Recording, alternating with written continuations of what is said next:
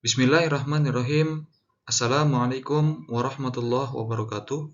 Selamat pagi, selamat siang, selamat sore, dan juga selamat malam kepada Bapak atau Ibu dosen yang terhormat, juga kepada rekan-rekan mahasiswa Universitas Siber Asia yang menonton video ini. Mudah-mudahan selalu dalam keadaan sehat walafiat. Sebelumnya, perkenalkan, nama saya Naufal Afif Sukses Rasidi. Saya merupakan mahasiswa konversi Universitas Siber Asia dengan jurusan S1 Manajemen. NIM saya adalah 230201020041. Pada kesempatan yang baik ini, saya akan membuat video presentasi di mana saya akan mempresentasikan hasil pengerjaan ujian akhir semester saya pada mata kuliah Ekonomi Makro dengan Ibu dosen yang terhormat, yaitu Ibu Bunga Hanisa Hararait SEMAK.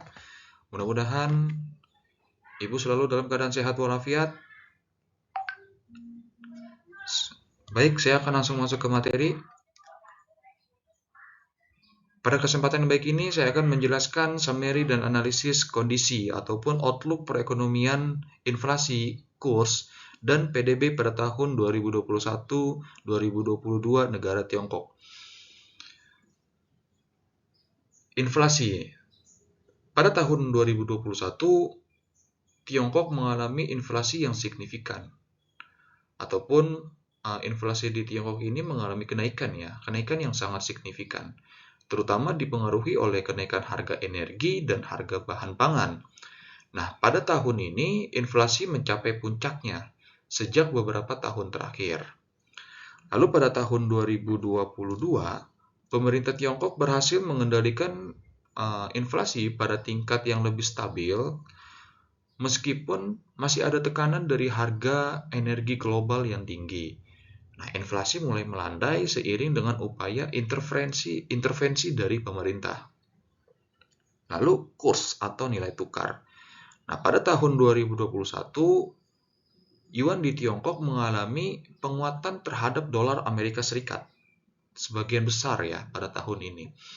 Meskipun ada volatilitas akibat ketegangan perdagangan dengan Amerika Serikat dan juga faktor-faktor geopolitik lainnya.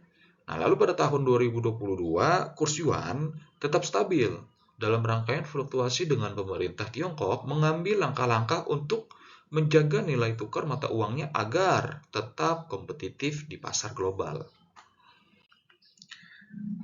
Lalu di sini ada namanya produk domestik bruto atau bisa disingkat PDB.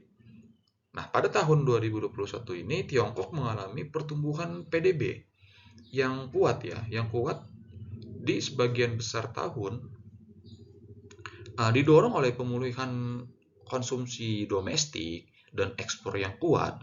Meskipun demikian, ada beberapa tantangan struktural yang perlu diatasi, seperti perlambatan demografis.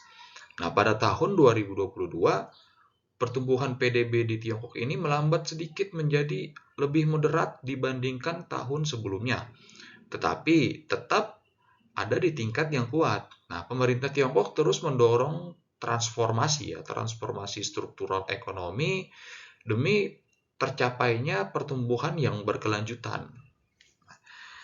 Nah, inflasi Tiongkok pada tahun 2021 menggambarkan tantangan yang signifikan bagi pemerintah dalam mengelola harga-harga yang meningkat, terutama pada energi dan bahan pangan.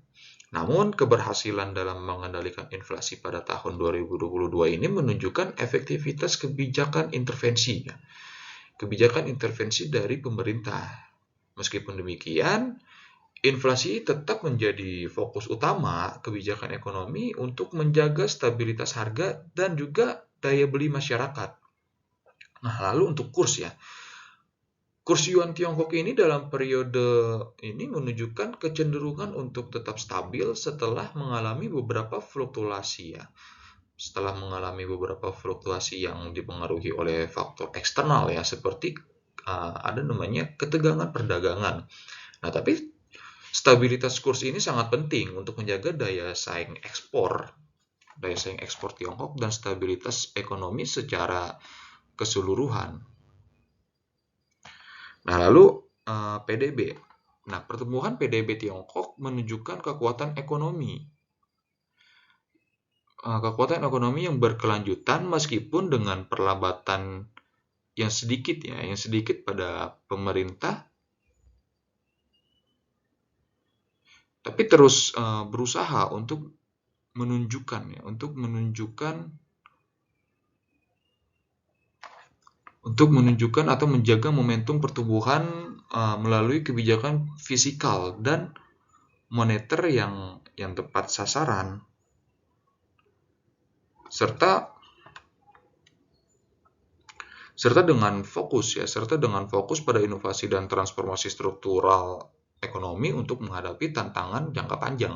Nah, jadi secara keseluruhan kondisi perekonomian Tiongkok pada tahun 2021 dan 2022 mencerminkan respons yang efektif terhadap tantangan domestik dengan pemerintah aktif dalam mengelola inflasi, stabilitas kurs, dan mendorong pertumbuhan PDB yang berkelanjutan.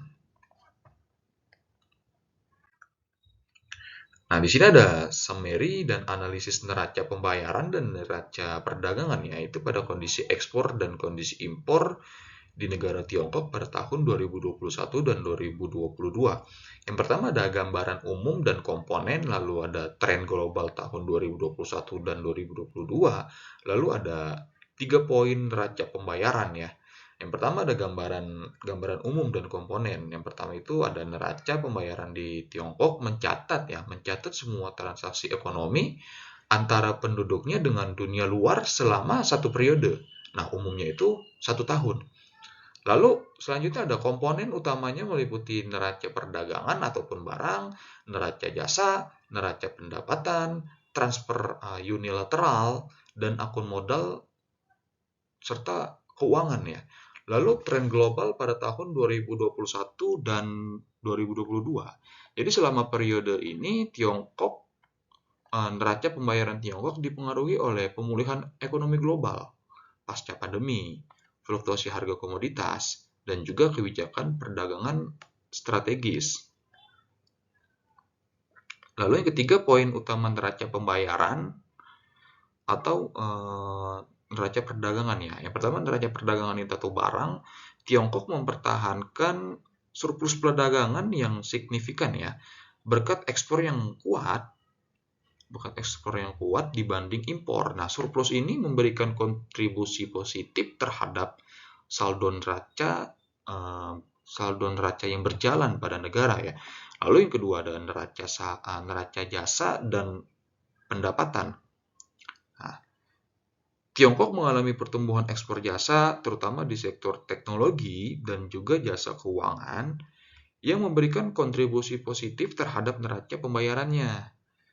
Dan juga yang terakhir akun modal dan keuangan masuknya investasi langsung asing gitu. Jadi FDI yang signifikan. Nah, terus memperkuat akun keuangannya meskipun ada ketidakpastian global ya. Nah, lalu yang keempat ada namanya analisis tren ya. Nah, analisis tren ini adalah dampak COVID-19. Jadi pada dampak COVID-19 ini Tiongkok mampu mengelola ekspor dan impor di tengah gangguan rantai pasok global karena pandemi. Nah, maka pandemi ini mempengaruhi dinamika permintaan global, tetapi basis ekspor yang kuat membantu menstabilkan neraca eksternalnya. Dan juga harga komoditas fluktuasi harga komoditas ya, terutama energi dan logam. Nah, itu mempengaruhi neraca perdagangan Tiongkok meskipun ada portofolio ekspor yang diversifikasi mengurangi beberapa risiko gitu ya. Nah, selanjutnya beberapa kebijakan ya perdagangan Tiongkok termasuk inisiatif Belt dan juga Road dan perjanjian perdagangan regional. Itu memainkan peran penting dalam membentuk aliran perdagangan dan juga neraca pembayarannya seperti itu. Nah, sini ada neraca perdagangan ya. Gambaran umumnya itu yaitu neraca perdagangan Tiongkok adalah selisih antara nilai ekspor dan nilai impor barangnya. Lalu kondisi ekspornya itu ada tren dan volume Tiongkok mengalami pertumbuhan ekspor yang kuat pada tahun 2021 dan 2022. Itu didorong oleh elektronik, mesin, tekstil, dan barang manufaktur lainnya.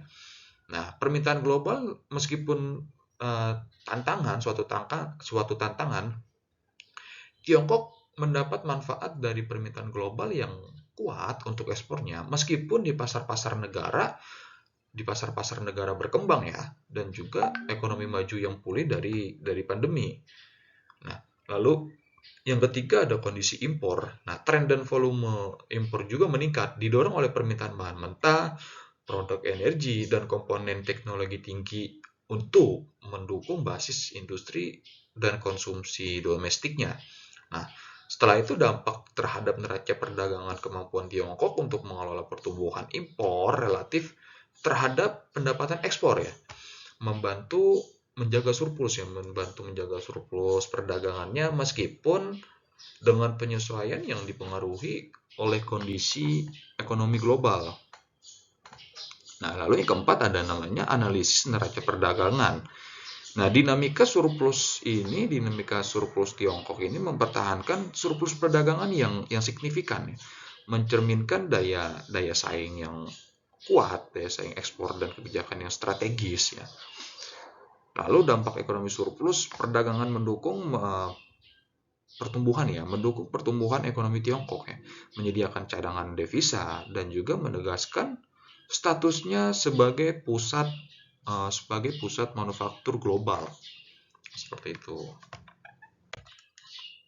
Nah, jadi pada kesimpulannya neraca pembayaran dan neraca perdagangan Tiongkok pada tahun 2021 dan 2022 ini menunjukkan ketahanannya di tengah tantangan ekonomi global.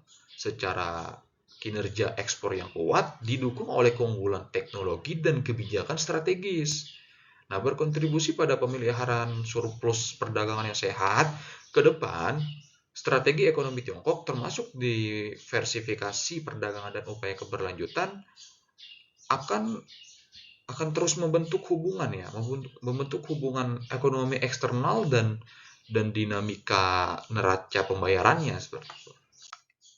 Nah, lalu kesimpulan kondisi ekonomi makroekonomi Tiongkok pada tahun 2021 dan 2022 yaitu yang pertama, pemulihan ekonomi pasca pandemi. Tiongkok berhasil memulihkan pertumbuhan ekonominya setelah dampak awal dari pandemi COVID-19. Pada tahun ini, makroekonomi Tiongkok mengalami pertumbuhan yang stabil, ya, dengan dukungan dari stimulus fiskal dan moneter yang kuat. Nah, lalu yang kedua, ekspor dan neraca perdagangan. Ekspor Tiongkok tetap menjadi pilar utama dalam pertumbuhan ekonomi. Nah, didorong oleh keunggulan dalam manufaktur, terutama dalam sektor teknologi tinggi seperti elektronik dan mesin. Neraca perdagangannya mempertahankan surplus yang signifikan, memberikan kekuatan pada posisi ekonomi eksternal negara ini. Jadi yang ketiga juga kebijakan ekonomi dan reformasi struktural. Pemerintah Tiongkok terus mendukung reformasi struktural untuk mengurangi ketergantungan pada investasi dan ekspor, serta untuk memperkuat basis konsumsi domestik ya. Nah, inisiatif untuk mengurangi risiko finansial dan pengembangan sektor jasa juga menjadi fokus utama negara Tiongkok. Lalu yang keempat, fluktuasi harga komoditas, terutama pada energi dan logam, mempengaruhi keseimbangan eksternal Tiongkok, namun diversifikasi ekspor dan kebijakan yang adaptif membantu mengelola dampaknya. Nah, selanjutnya ada tantangan global. Nah, tantangan global ini hubungan perdagangan yang kompleks dengan AS dan ketegangan geopolitik regional menjadi tantangan tersendiri bagi negara Tiongkok. Nah, meskipun demikian, negara ini terus berusaha untuk memperluas pasar ekspornya dan memperkuat kerjasama ekonomi internasional melalui inisiatif seperti Belt and Road Initiative ya. Nah, jadi pada kesimpulannya kondisi ekonomi makro pada Tiongkok tahun 2021 dan 2022 secara keseluruhan kondisi makroekonomi Tiongkok pada tahun 2021 dan 2022 menunjukkan ketahanan yang kuat di tengah ketegangan global yang berkelanjutan.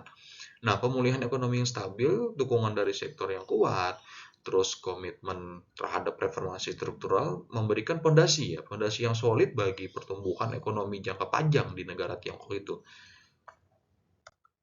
Nah, Sekian, terima kasih penjelasan singkat dari saya mengenai mata kuliah ini. Mudah-mudahan mendapatkan hasil yang bagus, mendapatkan hasil yang terbaik, dan juga terima kasih kepada Ibu dosen yang terhormat telah memberikan ilmunya pada mata kuliah ekonomi makro dalam waktu satu semester ini. Mudah-mudahan bisa bermanfaat dan bisa mengimplementasikannya secara langsung untuk mahasiswa. Terima kasih. Wassalamualaikum warahmatullahi wabarakatuh.